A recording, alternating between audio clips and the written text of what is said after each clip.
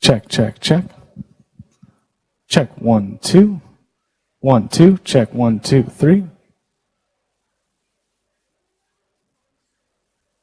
Check, check. Oh.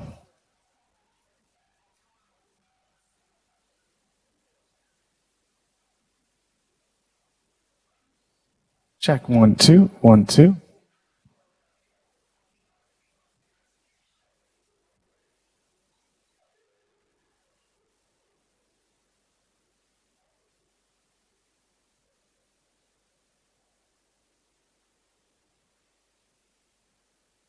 Check, check, check 1, 2. 1, 2. Check 1, 2. Check, check, check.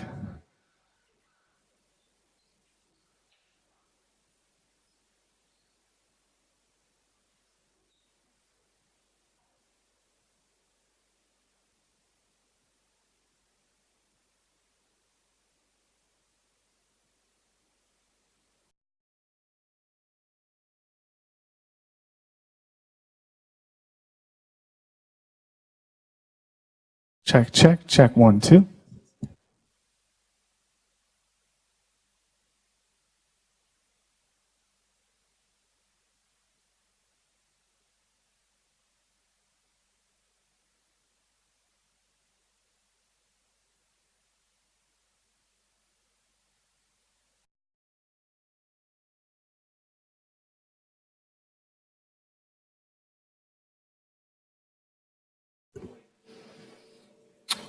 Good morning, everyone, and welcome to Grand Rounds.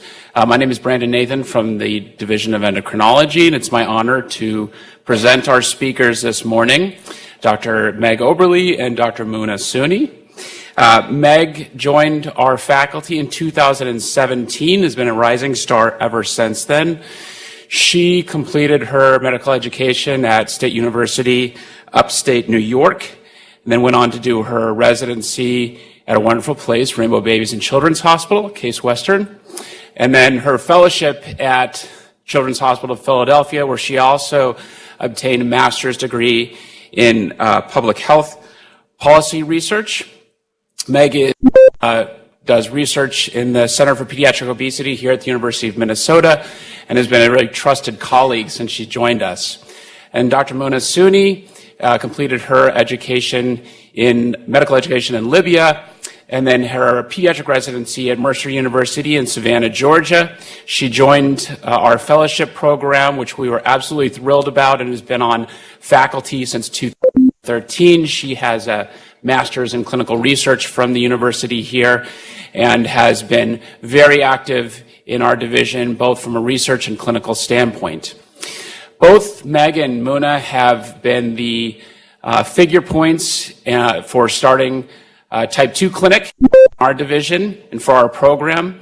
And today they're going to be discussing the metabolic consequences of pediatric obesity, which I think affects everyone's patient population. So thank you for coming, and I'll turn it over to Meg and Muna.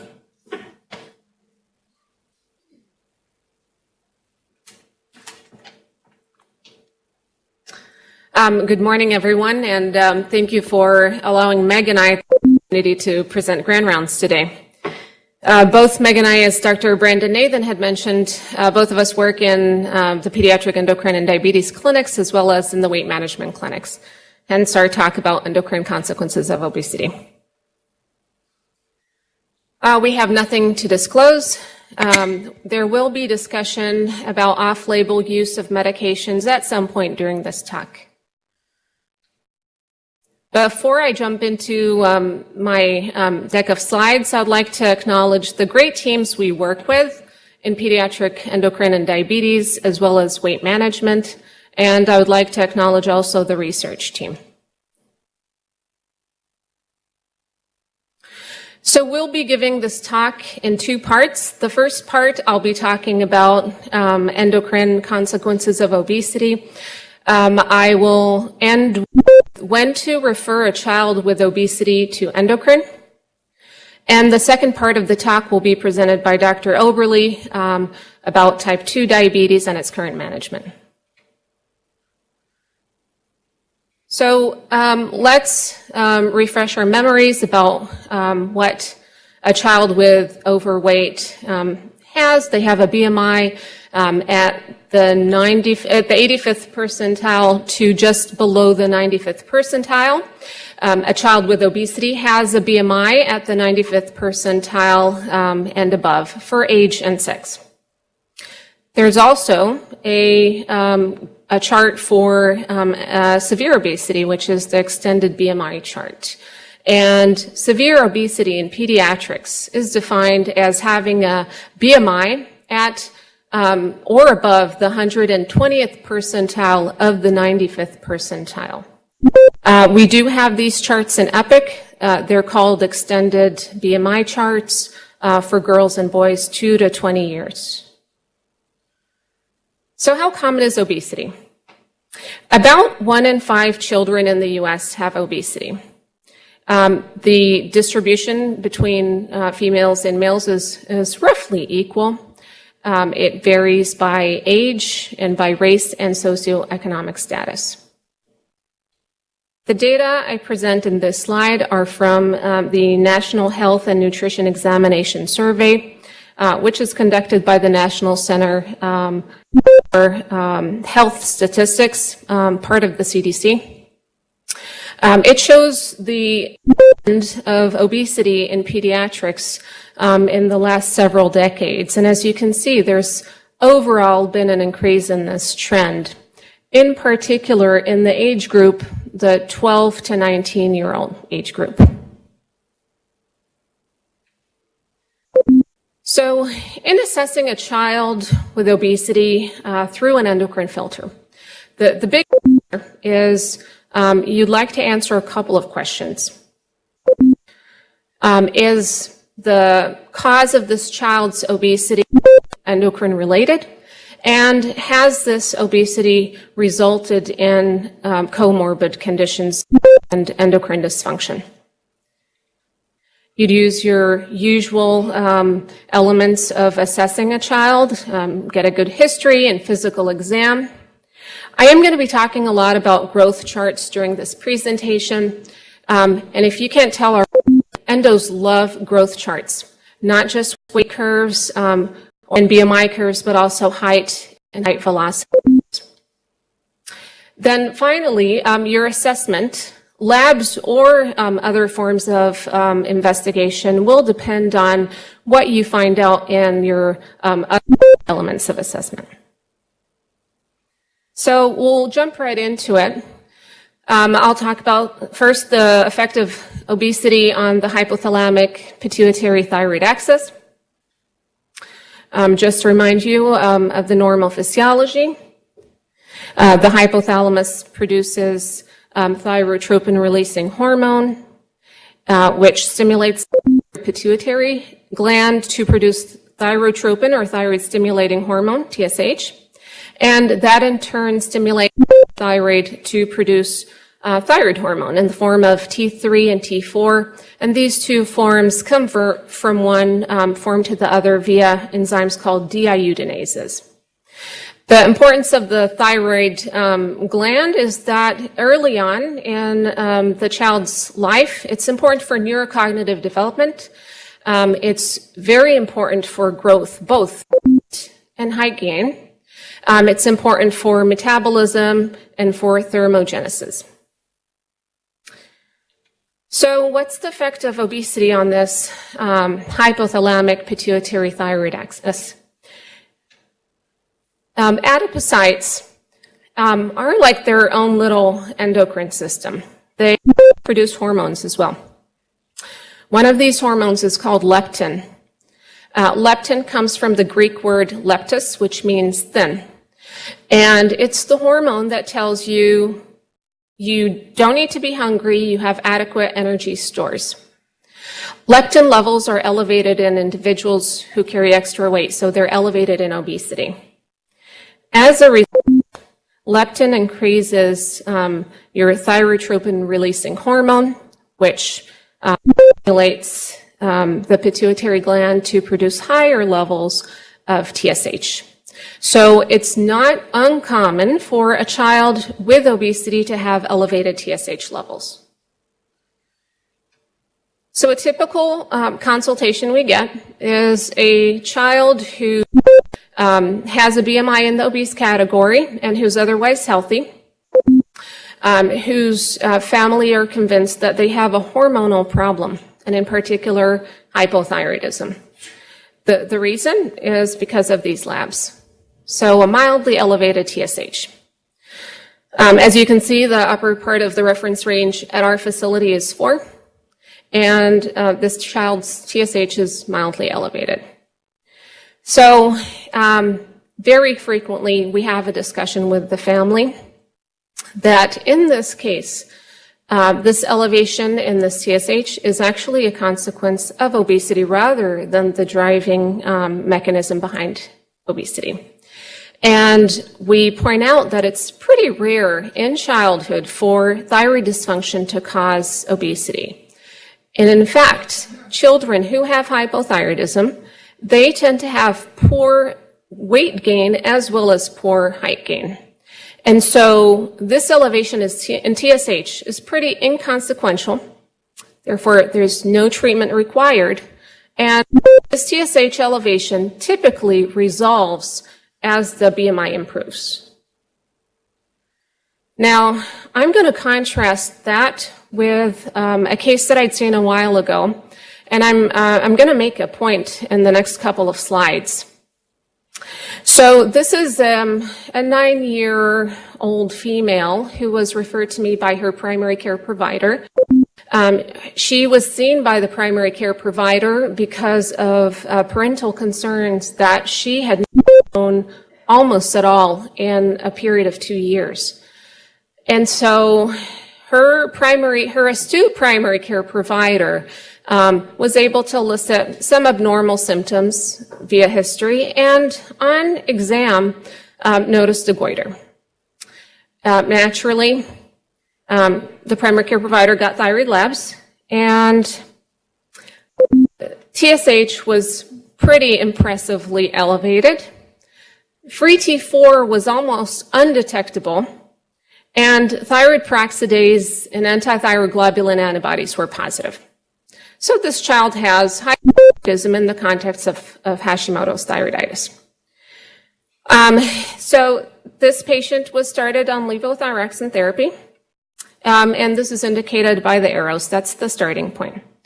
Now, the points that I want to make here are, if you look at the weight curve during the time that hypothyroidism was present, it's pretty flat. Most people typically think that in hypothyroidism there is weight gain. That's true in adults, but not so much in kids. So there was poor weight gain here, as well as stunting of growth. And after treating with levothyroxine, the height improved again. Now, the other important part I want to make is this right here represents the mid-parental height. The nice thing is that EPIC calculates that for you. Just put in the parent's heights, and it calculates it, and it plots it on the growth curve for you. It's a pretty good reference point that tells you where the child should be growing, roughly. So we call that the genetic potential. So if we look at this child's growth initially prior to being diagnosed, and likely prior to developing hypothyroidism, this child's height was plotting somewhere between the 50th and 75th percentiles. Well, where's the mid-parental? That's roughly the 25th percentile. So the child was growing pretty well, and in fact, slightly above the genetic potential. After developing hypothyroidism, the height percentiles dropped because of no growth. And then after treatment, it went back up to where it initially started. As you look at the BMI curve, you'll say, well, there was an increase in BMI, and that is true. It is because of that stunting and growth that happened. If you imagine with me that the starting point weren't above the growth curve and that everything was shifted down, that increase in BMI wouldn't be significant.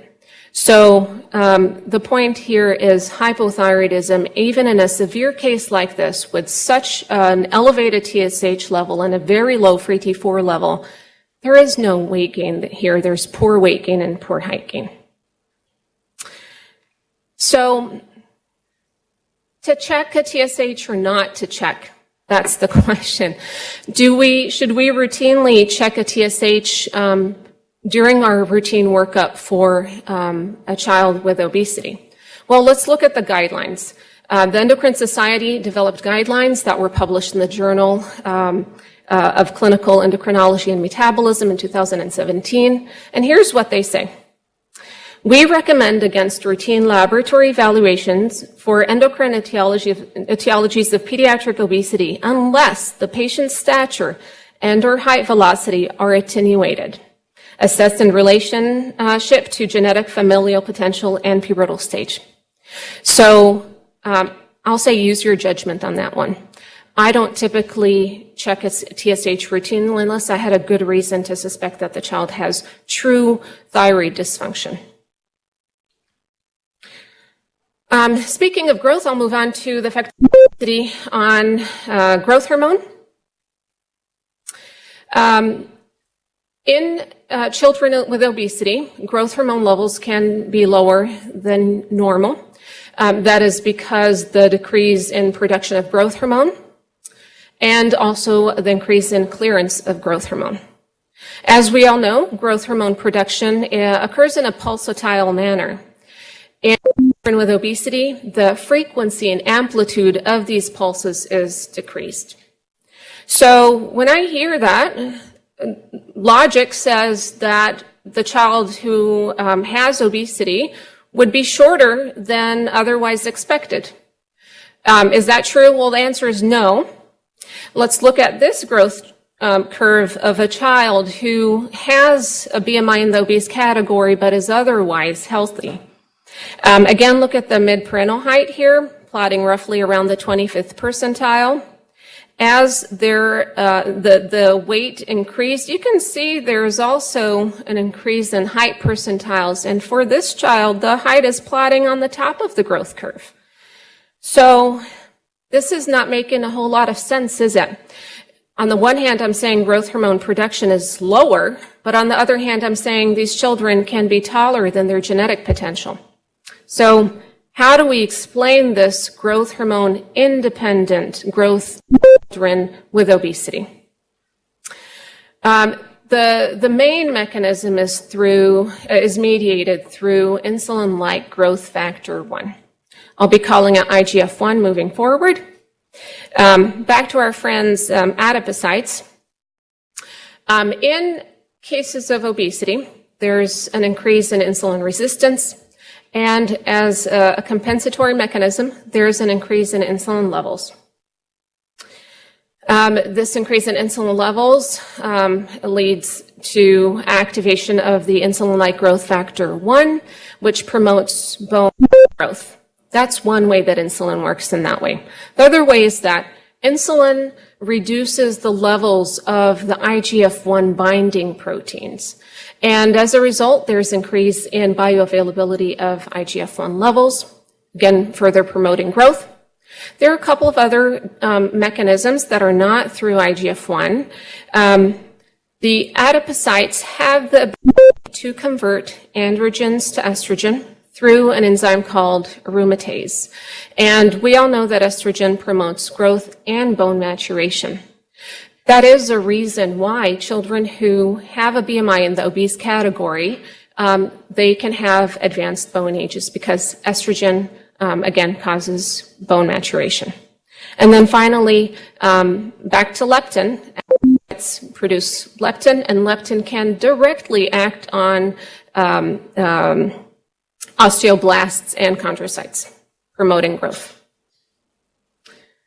So we'll shift gears and talk about the effect of obesity on the hypothalamic-Pituitary-Adrenal axis.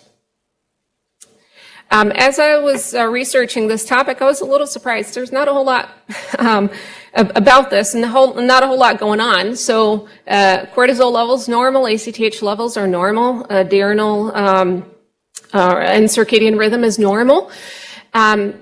Children who have obesity can have normal to mildly elevated urinary frequency levels. And the mechanism behind that is the adipocytes have an enzyme called 11-beta-hydroxysteroid dehydrogenase 1. And that can convert the inactive form of cortisone to cortisol. Now, I can't talk about adrenals without talking about Cushing's, can I? So, how many of us see children for elevated BMIs who look like these kids? I'd say all the time. So, a lot of them have striae, a lot of them have round faces, and they look very similar to these kids. But we always, in the back of our minds, think, can this case be Cushing's? And it's good to keep that index of suspicion because, yes, it's rare, but unless you think about it, you will completely miss it. Now, if you're lucky, you would get a pre and post, or more importantly, back to my favorite, growth charts. So this represents a growth chart of a child with Cushing's. And for full disclosure, none of these pictures are my patient's pictures. I got them off of Dr. Google. As you can see in this growth chart, the weight, as the weight goes up significantly, there's stunting of growth. And again, I have the mid-parental height here to just tell me how the child's doing compared to their family. So it's pretty significant stunting of growth.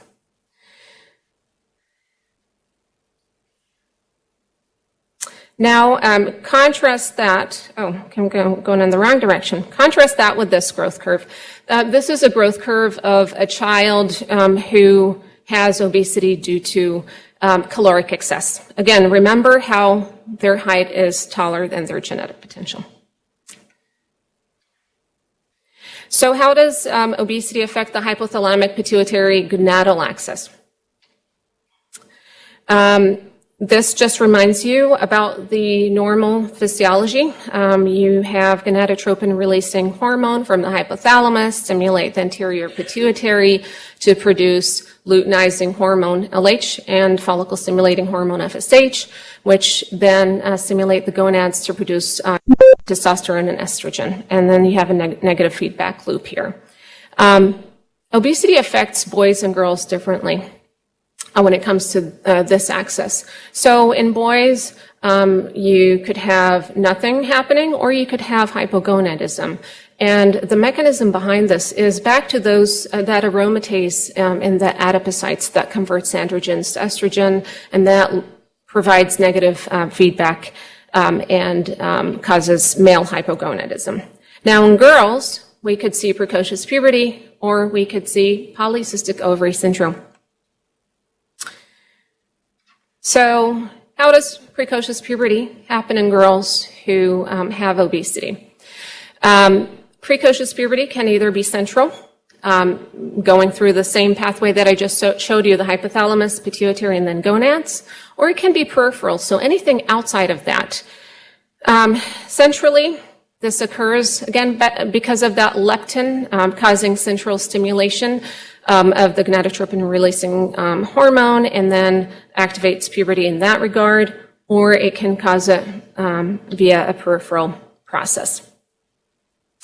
The end result is puberty. Now, moving on to polycystic ovary syndrome.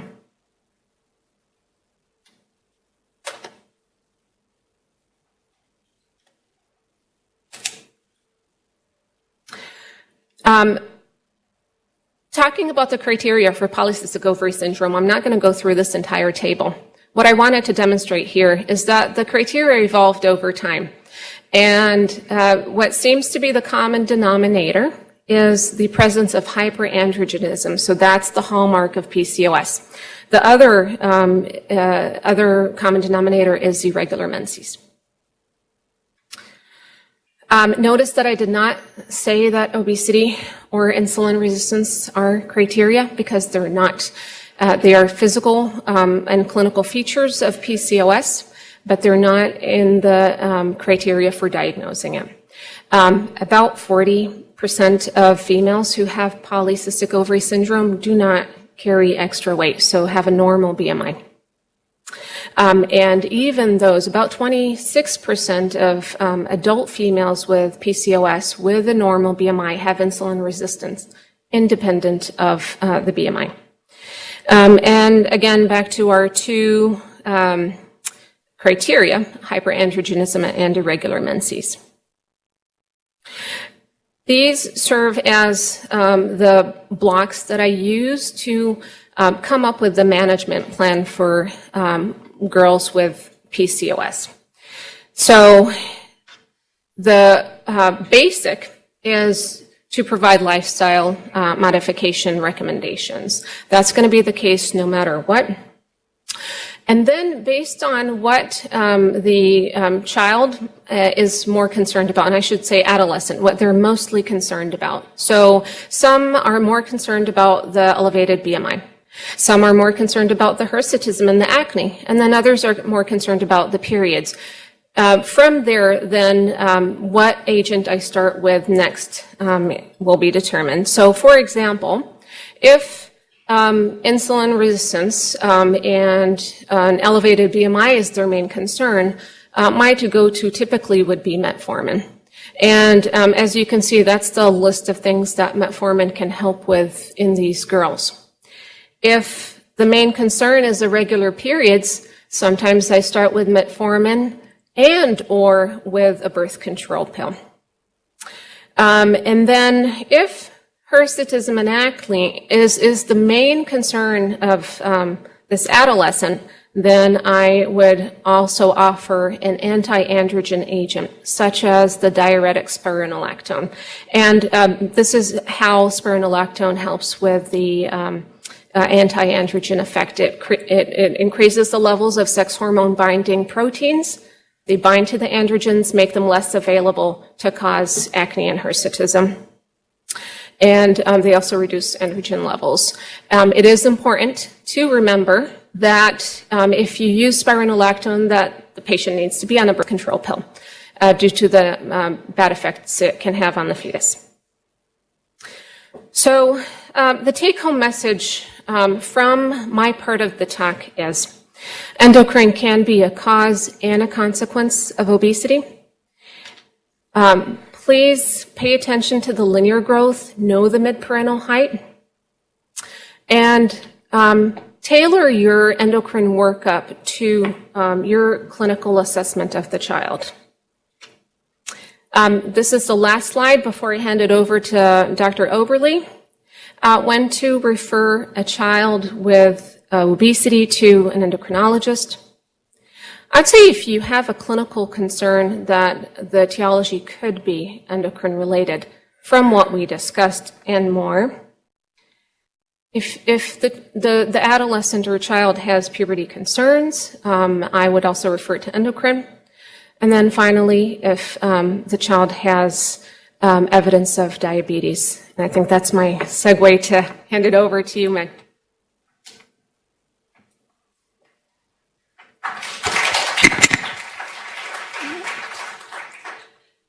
Thank you. So the next portion of this talk is really focusing on type 2 diabetes and insulin resistance, which is sort of one of the main reasons why endocrine is consulted with a child with obesity. So I'm going to just start with some basic definitions. Very similar to children with type 1 diabetes, type 2 diabetes is usually clinically detected and defined by the presence of hyperglycemia. So either fasting hypoglycemia greater than or equal to 126 or a random blood sugar of greater than 200. An elevated hemoglobin A1C of greater than 6.5 or an oral glucose tolerance test. Unlike children with type 1 diabetes, there's usually presence of elevated insulin and elevated C-peptide levels. And some children with type 2 diabetes can have moderately or mildly positive antibodies, the same antibodies that we test for in children with type 1 diabetes. So this isn't kind of a definitive marker of type 2 diabetes.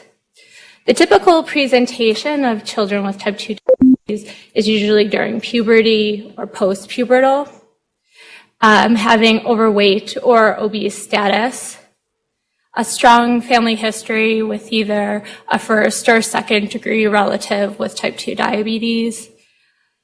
Type 2 diabetes also usually presents as more of an indolent or slow clinical course, but this is really dependent on when it's actually clinically recognized. And then typically there are signs of insulin resistance either on exam, like the picture of acanthosis nigricans that Dr. Sunni showed, or by history, such as menstrual irregularities. Children with type 2 diabetes do have kind of very different needs, both management needs and psychosocial needs in children with type 1 that should be recognized in their care. And type 2 diabetes in children is not the same as type 1 diabetes or type 2 diabetes in adults. So a lot of the management and medication data that we have or treatment today is really extrapolated from data on adult type 2s, which should be taken with a grain of salt since there's a lot of different factors, including a different kind of hormonal pubertal milieu that goes into managing these kids. So before type 2 diabetes, there is typically impaired glucose tolerance or pre-diabetes.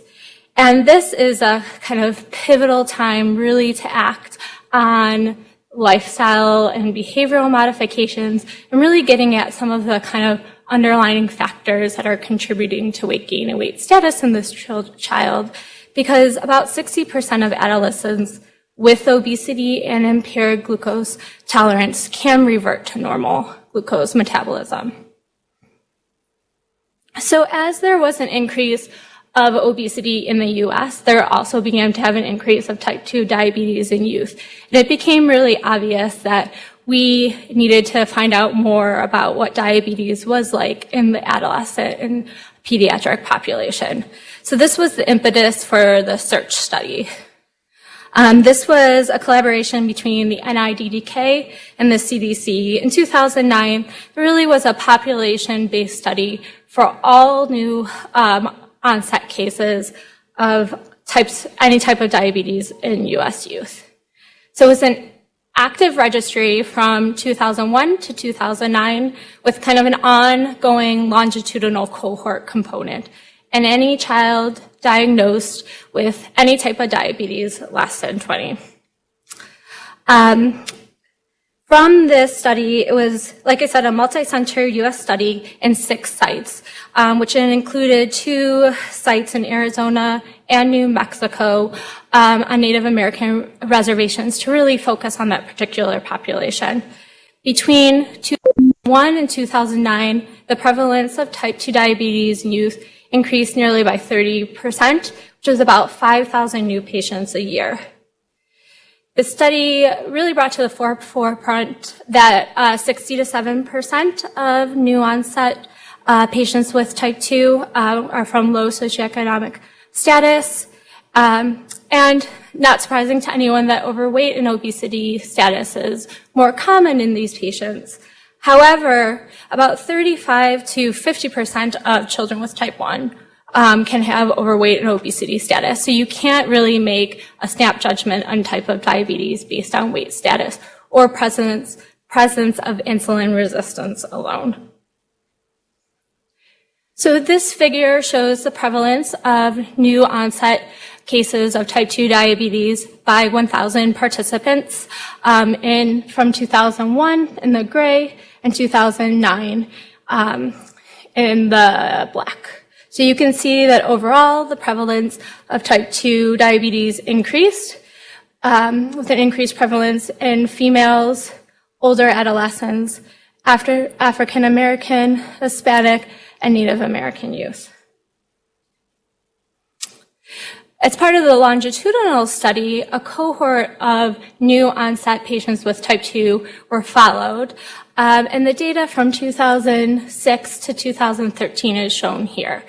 And really the big takeaway points are children with type 2 diabetes compared to their counterparts with type 1 more likely to have hyperglycemia and are also more likely to have hemoglobin A1Cs greater than 9. compared to children without type 1 or without diabetes, children with type 2 are more likely to have cardiovascular and other conditions associated with diabetes. So the finding of this increased prevalence of type 2 diabetes really brought to the forefront that we needed to know how to best treat these kids and kind of look at the treatment options for type 2 diabetes in adolescent youth, which brought upon the Today study, or the treatment options for type 2 diabetes in adolescents and youth studies. So this was really the first multi-centered randomized control trial that looked at type 2 diabetes treatment options in this population. And it was a large study with 699 patients between multiple centers across the U.S. that were randomized into 3 treatment arms, with the primary treatment outcome being failure or time to failure. So treatment failure was defined as a hemoglobin A1C greater than 8 for over 3 months, either failure to get off of insulin 3 months after initiation, or the need to start insulin because of metabolic decompensation. The participants were randomized into 3 arms, which were metformin, which is one of the typical oral anti-diabetes meds we use, plus placebo, metformin plus rosiglitazone, which is another oral medication often used in type 2 diabetes in adults, and then metformin and an intensive lifestyle modification program. And this program was based on family-based therapy that really focused on healthy eating and increased exercise, with a goal of weight loss of about 7 to 10%. So this figure, I'm just going to orient you a little bit.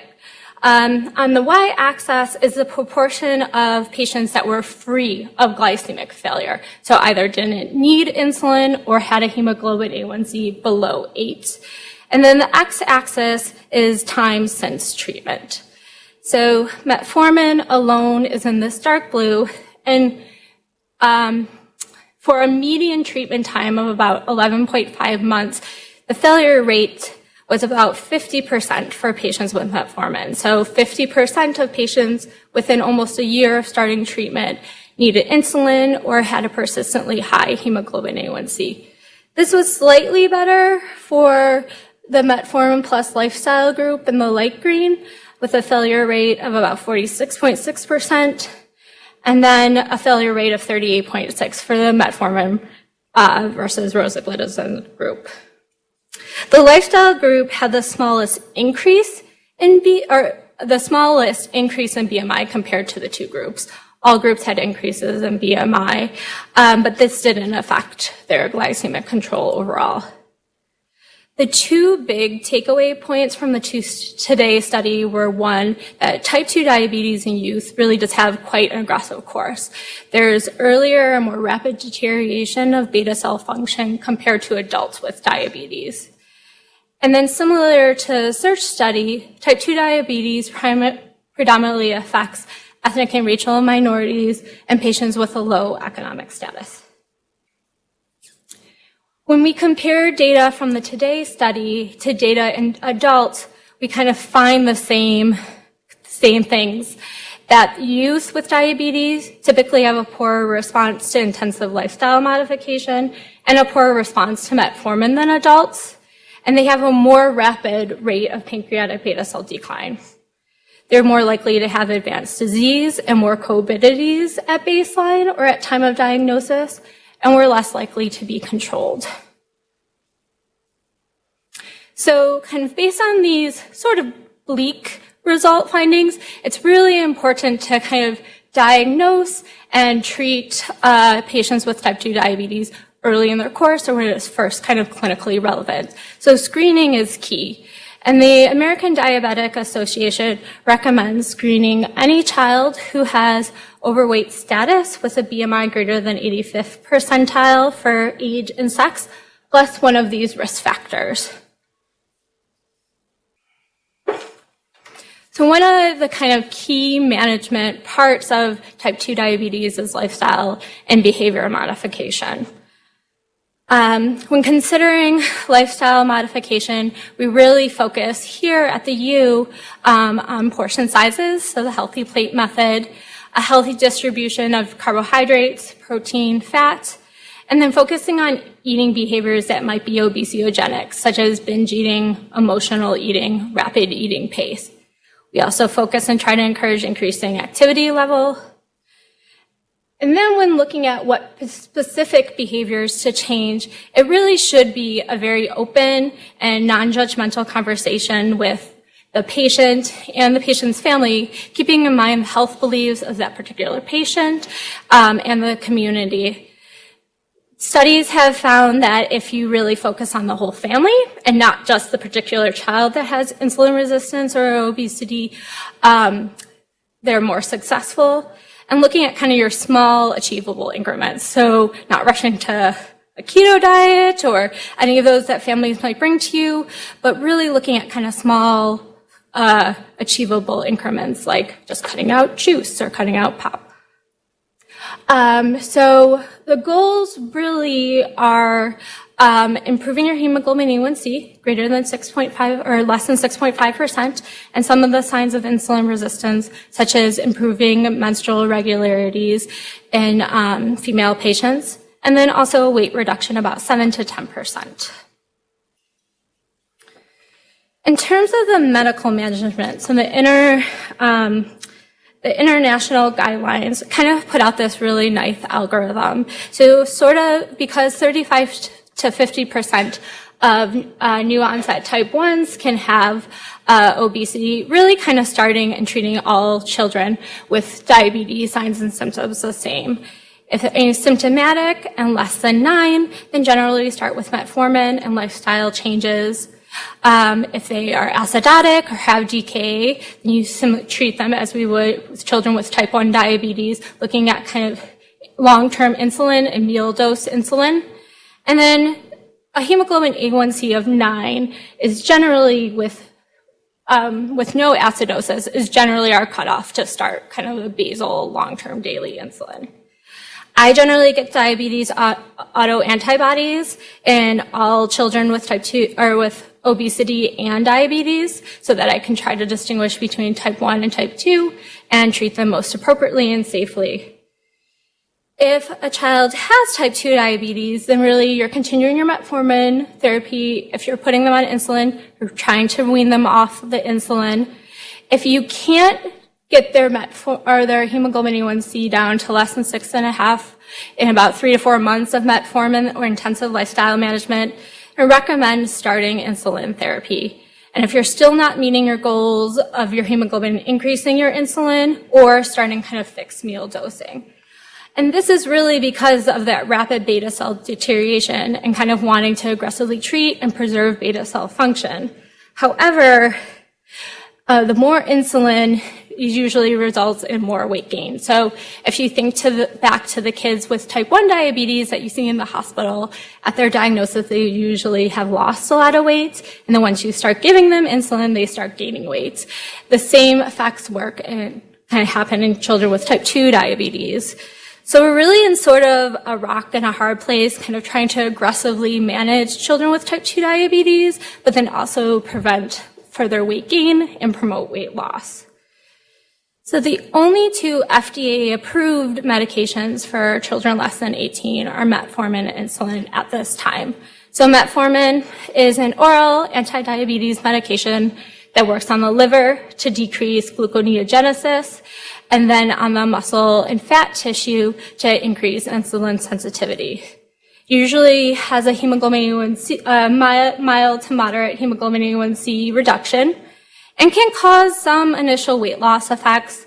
Often these are because of the anorexigenic effects of metformin, because of some of the initial side effects like nausea, abdominal pain, diarrhea. These adverse events usually go away, and that's why we kind of start slow and ramp up the doses gradually. For children who have a hemoglobin A1C greater than 9 at diagnosis, or failure to be managed on metformin monotherapy, we usually one of the long-acting or daily insulins at first. But as I said before, weight gain is a very important side effect to consider. There are a handful of medications that are available for adults with type 2. So sulfonylureas, TZDs, acarbose, the DPP-4 inhibitors, and then a few others to mention, including the GLP-1 receptor agonists. I just want to highlight here because there's some interesting research going on within our own center at the Center for Pediatric Obesity Medicine. There's a lot of current research going on with a lot of the adult type 2 medications in children and adolescents. And this chart is from 2015, and the study duration of a lot of these is about 2 to 3 years. So the data should be coming right around the corner, which is really exciting to have more treatment options. And currently, Dr. Nathan is part of a study that's looking at a DPP-4 inhibitor here at the U in adolescents with type 2. So stay tuned because a lot of this could be kind of changing soon, and we hopefully will have some more treatment options. So I'm going to switch gears slightly to talk about 2 studies of GLP-1 receptor agonists. So these are injectable anti-diabetes medications that come in kind of a handful of different forms. They work primarily by decreasing the degradation of insulin, also slowing gastric emptying, and it might have a central effect on increasing satiety. So one of the studies from 2013 that came out of our group here with Drs. Kelly and Claudia Fox are involved in at a group of adolescents with obesity but without diabetes. And it was really it was a 3-month randomized control trial looking at one of the BID GLP-1 receptor agonists, exenatide, and then followed by a 3-month open label trial. And really, it was to kind of look at what are the effects of exenatide in BMI and adolescents with obesity. And it found some really kind of promising results that in the population that was treated with the GLP-1 receptor agonist here in the red, that they had an overall significant decrease of a BMI of about 2.7% in the initial randomized control part of the trial, and then an overall decrease about 4% in their BMI, compared to really kind of stabilization of BMI in the placebo group. So with the exenatide trial, there are several side effects that we worry about with the GLP-1 receptor agonist, mainly being nausea, abdominal pain, and diarrhea. And these were all mild and transient in this group. There are also no hypoglycemia events or events of pancreatitis in this group, with our 2 other side effects that we worry about, hypoglycemia being one of the main adverse events that we worry about, especially when children are also on insulin. And then hot off the presses from January of this year is a study of liraglutide, one of the once daily GLP-1 receptor agonists, in a slightly younger group, so pediatric patients with obesity for age 7 to 11, really looking at the safety and the tolerability of this medication. So it too was a randomized double-blind trial that lasted 7 weeks with an option to go to 13 weeks in 24 younger age children without diabetes. And again, the main study outcome was looking at safety and adverse events. So the most common adverse events were vomiting and upper abdominal pain. And as you can see, these usually started kind of at the beginning of treatment and kind of at smaller doses. All of the adverse events were kind of described by the researchers as mild and transient, with 2 moderate events being vomiting. And none of the study participants dropped out because of the side effects. There were 4 episodes of asymptomatic hypoglycemia, defined as blood sugars between 62 and 70 in the study for the liraglutide group. and 1 episode of asymptomatic hypoglycemia in the placebo group.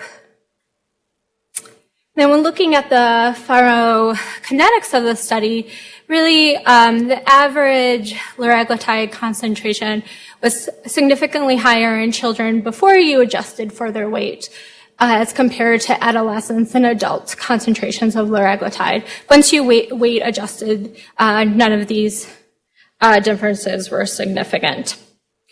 Although it wasn't kind of a marked outcome of the study, the authors also looked at decrease in BMI, and from baseline to 7 weeks, there was a significant reduction in BMI of a z-score about negative 0.3. So in this age group, clinically, we usually see the weights of these children kind of going up and up and up. So it's really kind of nice and encouraging to seeing something that will help kind of turn the corner and cause a decrease in BMI. And the next portion of this talk, I want to use to introduce bariatric surgery as a treatment medication for type 2. So a talk about bariatric surgery in children with obesity can be an entire hour-long talk in itself, but I want to just use this to look at bariatric surgery as a treatment methodology. So there are 4 common types of bariatric surgery.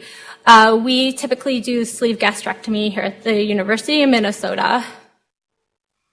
And in 2018, the American Society for Metabolic and Bariatric Surgery published guidelines for the treatment of pediatric bariatric surgery, focusing on adolescents aged 10 to 19 years old. And they really stated that bariatric surgery can and really should be considered in patients with a BMI greater than 35 or 120th percentile of the 95th percentile with significant comorbid conditions. So this includes type 2 diabetes, obstructive sleep apnea, some of the orthopedic complications of obesity such as Blount's disease and SCFE.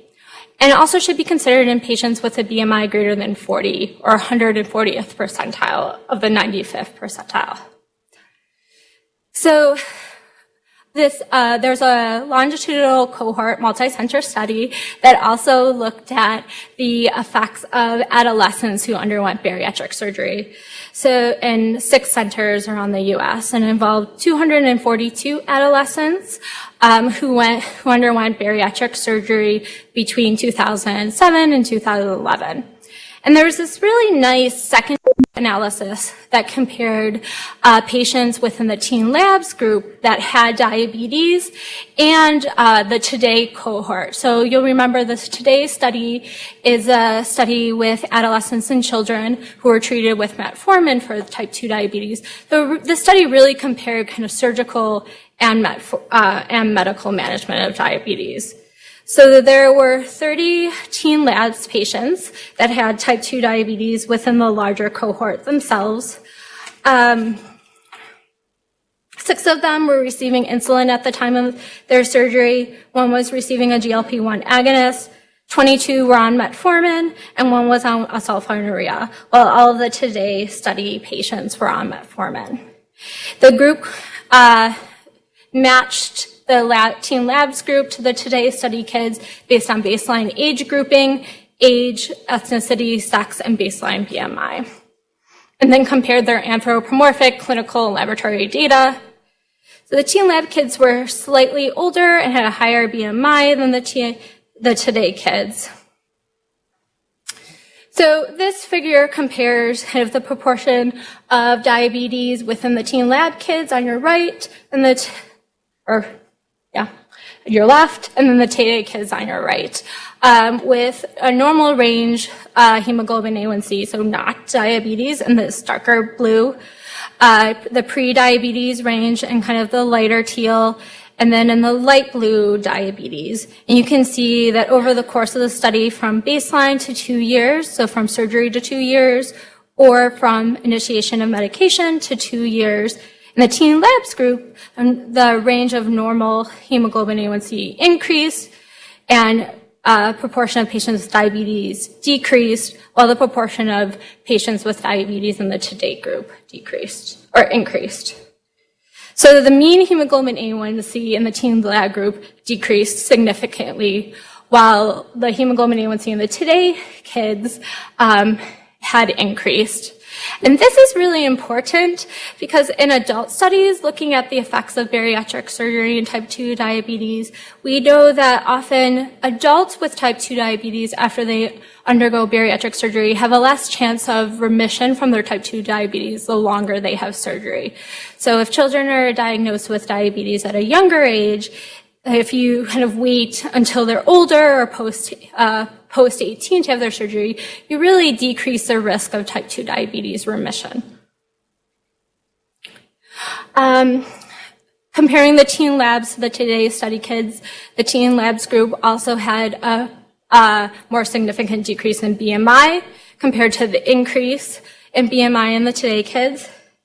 And they also had better decreases in their secondary outcomes or comorbid conditions such as blood pressure, high cholesterol, and kidney function. So within the teen labs group, there were some complications. So 7 patients out of the 30 experienced complications that either required resurgery or readmission, mainly being abdominal pain or bowel obstruction. Of the teen labs group, 24 of the patients underwent a room-wide gastric bypass, and only 6 underwent vertical sleeve. So typically, vertical sleeves have less complications and are what is done here at the U. And the authors didn't go into kind of which patients with complications had which type of surgery. So I just wanted to kind of take this opportunity to make some plugs for the University of Minnesota and kind of what clinical opportunities are available for you and also available for your patients. So Dr. Nathan alluded that Dr. Muna and I started kind of a pilot type 2 clinic in August of this past year, kind of embedded within the pre-existing pediatric weight management clinic. So this is the first and second Fridays of the month here at the U. We also have still our general diabetes clinic at satellite clinics and at the University of Minnesota. And it's a multidisciplinary clinic that really has a great support of our diabetes nurse educators, a dietitian that focuses on weight management, a pediatric psychologist, and either Muna or myself as the endocrinologist. Suggest referring any patient with a hemoglobin A1C greater than 6.5, who also has obesity. And then if you're not sure of kind of which type, let us know and we can kind of help determine that and figure out which clinic is most appropriate for them. If you have any patients you think might be a good fit or you want to come and observe, feel free to reach out to me or one of our fantastic diabetes nurse educators. We also have a lot of exciting research going on here, including research done at the Center for Pediatric Obesity Medicine. We have a couple of ongoing trials looking at medical and surgical management of children with severe obesity. So feel free to contact myself or Cameron Naughton if you are interested. And then I also wanted to take a plug for myself as I'm relatively new to the U. So I have a research interest in food insecurity and eating behaviors and how that affects obesity risk and appetite regulation. So if that sounds interesting to anyone and you'd like to think of possible ways to collaborate, please feel free to reach out to me. So in summary, the 2 big take-home messages are that type 2 diabetes is not the same as in adults. There's more rapid progression, more comorbidities at baseline, and we don't have a lot of great clinical options right now. So it really is key for early referral to a multidisciplinary clinic for kind of intensive either lifestyle modifications and medical modifications. Any questions?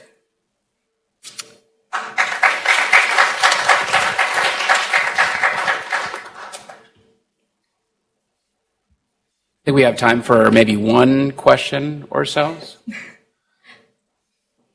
That good to be just the only question.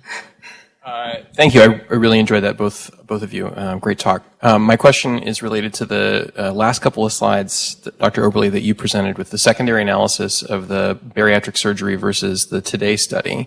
And I mean, those were pretty stark differences in rates of diabetes at relatively long-term follow-up. Was there any assessment of the differences between the groups in terms of adherence to behavioral modifications or certain diets, because you might expect that kids who undergo bariatric surgery might be more motivated to achieve those effects?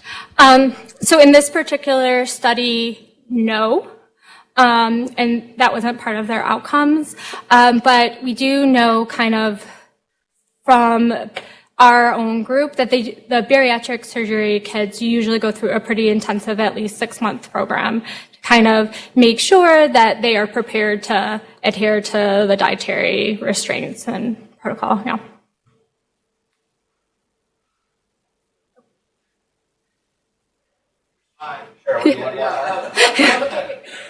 One reads more and more these days. Great talk, by the way. I agree. That was really terrific. One reads more and more these days about obesity as an inflammatory disease. And so my quick question is, are measurements of inflammatory markers of value in the clinic, either in differential diagnosis or in management or looking at impact of interventions? The short answer is no. We're not there yet. Yes, you're absolutely right. It is a state of inflammation. TNF and IL-1 and IL-6 are inflammatory markers that are elevated in obesity. They're primarily research at this point. Thank you. Okay, so I know everybody's got clinics and other things to go to, so we'll cap it there. If people have additional questions, I'm sure Meg and Moon would be happy to answer for them. Thank you. You have been disconnected from the meeting.